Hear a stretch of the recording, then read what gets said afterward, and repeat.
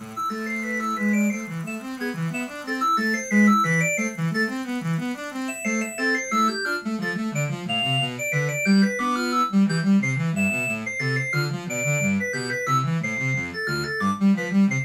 it's Tom from Texas, and it's time for another floppy deep dive. In today's episode, we're going to be doing another edition of What's on That Floppy?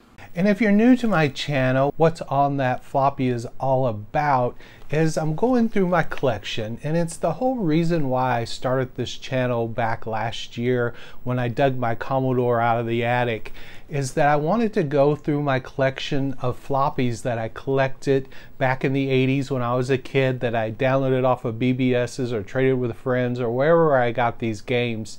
And I wanted to go through them one by one, and as I did it, I thought it would be fun to share it as a YouTube channel.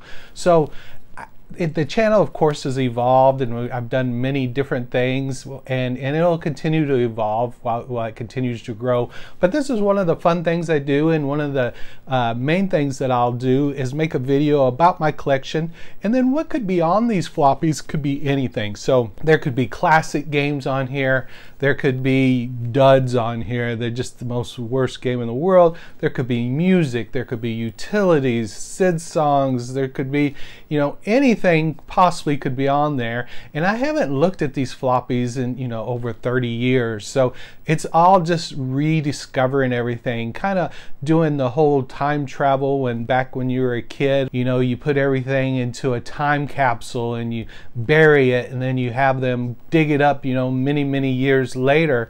It's kind of like that. I thought it was really cool to do, so I just wanted to take you guys along for the ride. Now, as for Floppy Deep Dive, we're up to over 1,500 subscribers, so we continue to grow, and I appreciate all you guys. Thank you so much for supporting me, watching the channel, comments, giving thumbs up. I love interacting with all you guys all over the world who watch these videos. I'm just having a blast doing it, and I thank you so much for the support that you've given me. So let's go ahead, let's pull up a chair, grab a joystick, and let's do another edition of What's on That Floppy? So something I should mention that I don't often do when I do What's on That Floppy is I always make a backup and D64 files of all my floppies as I go along. So here's the first side that we're going to be looking at. We have Alfredo, we have Dam Busters, we have Eriban Caverns, and we have new Ping Pong. So I'm going to go ahead and make a D64 file of all this, just a backup of the whole disk here. And all I do is just hit this over arrow button, and it says, do you want to make an image of this floppy disk? I say yes. And then I come over here and I got to type in a file name. So this is my floppy 3H.D64 and say OK.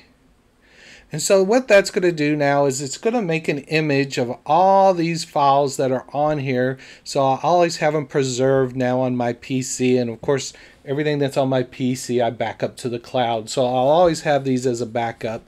And the reason I like to do this is obviously floppies fail over time. They are a lot more resilient than people think they are, but I like to have them as a backup just as a safety measure. I prefer to do everything off the floppies, so this way I can do a backup. Another thing I prefer is I like my files. I like to have the original, because as we all know, there's a lot of different cracks out there of the same game. So you could find Dam Busters, but it's cracked by 20 different groups, and they're all could be a little bit different or the same.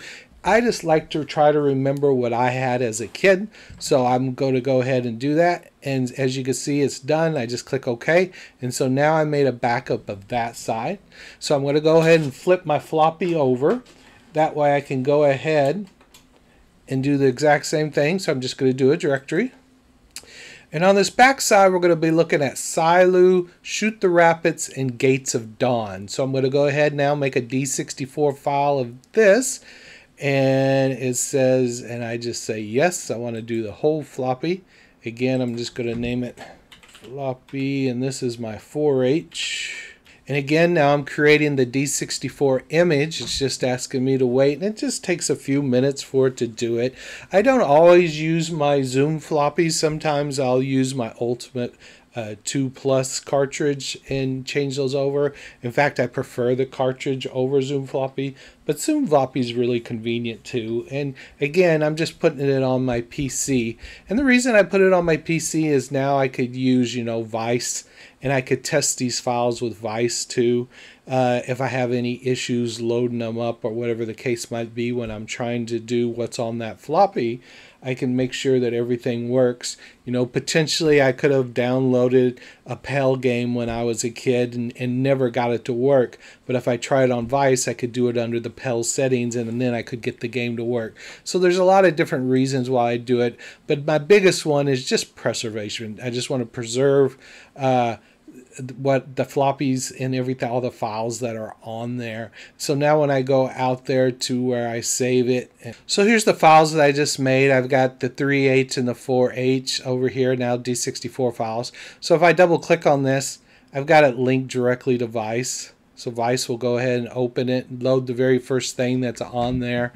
And this is a good way where I can test it and just make sure everything's working off this floppy, and also have a backup for the future. So anyway, just want to remind everybody, back up your floppies. If you haven't done so, make sure that you do, because it's always good to have those backups in case anything ever happens to your floppies. So first up, we're going to be looking at Alfredo Parking. And Alfredo Parking is a unique game where you got to gather these cars and put them in their right spot. I did some research on Alfredo, and I really can't find much out there about it. I don't remember playing this game at all when I was a kid. Obviously, it's in my collection, and I'm sure I loaded it up once and never loaded it again. But not a huge fan, but that's our first one to start with. Hated it.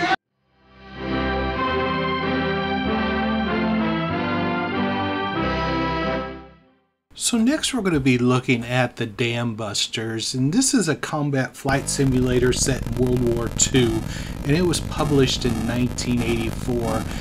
And the 1955 film that you saw the intro to there.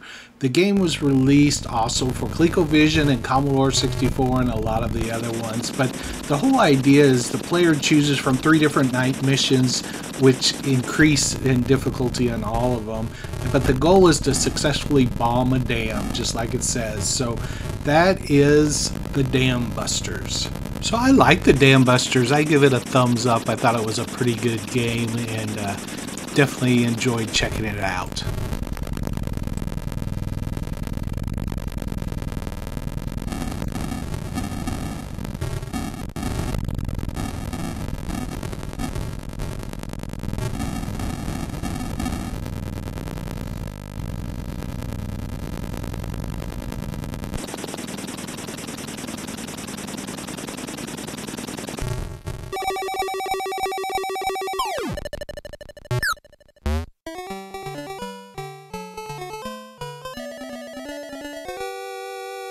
So now we're going to look at Ping Pong by Konami, and it's exactly what it says. I had it on there as the new Ping Pong on my drive, but this one is just the good old Ping Pong, and they made a video game out of it.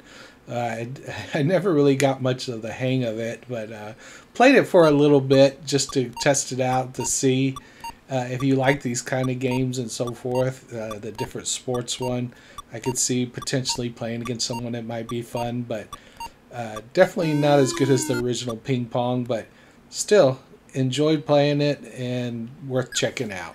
I give this one also a good thumbs up. So next we're going to be looking at game Caverns of Eriban, and you're a pilot of a mine supply ship, and your task here is to deliver supplies to various amounts of the subterranean mining depots that are scattered all throughout this cavern. I enjoyed this one. It might not be everybody's cup of tea, but you know, it has some challenge to it, and you definitely got to time yourself and watch out for all these things coming at you, and watch for your momentum, or you're just going to crash directly into stuff. So I enjoyed it. I thought it was a good play, and I also will give this one a thumbs up.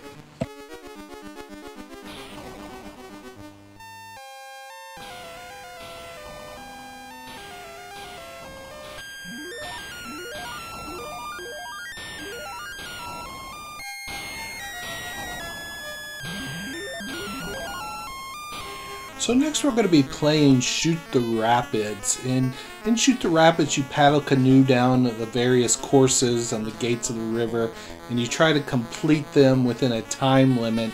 And I found this game to be very hard and difficult controlling it. And the time I played it, I could just never really get it down. I kept running into the side of the banks and couldn't really get a good control with the joystick. Maybe I should have tried the keyboard, but just did not have fun with this one at all.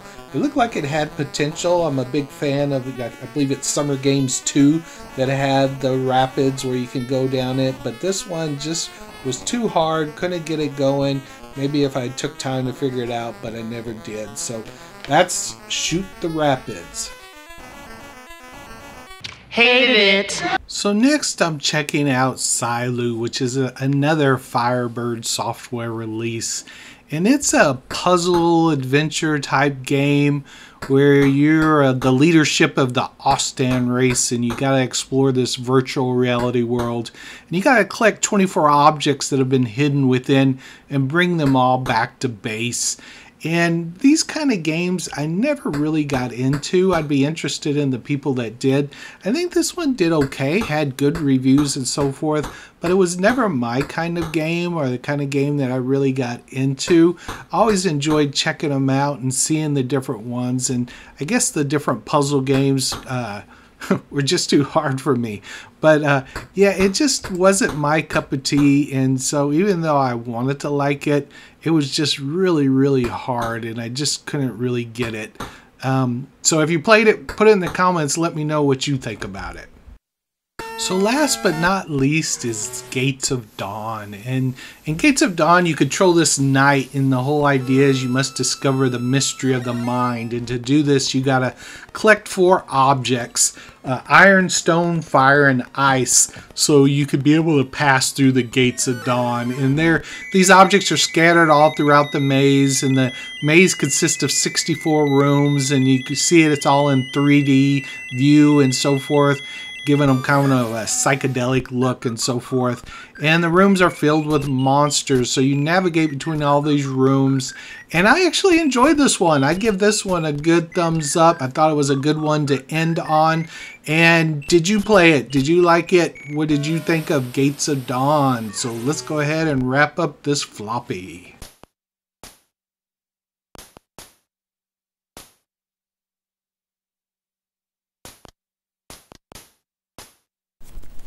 So that's it, guys. That's everything that is on this floppy disk. I hope you enjoyed looking at these games as much as I did and playing them again for the first time in 30 years. If you liked the video, please give it a thumbs up. And until next time, thank you for watching Floppy Deep Dive.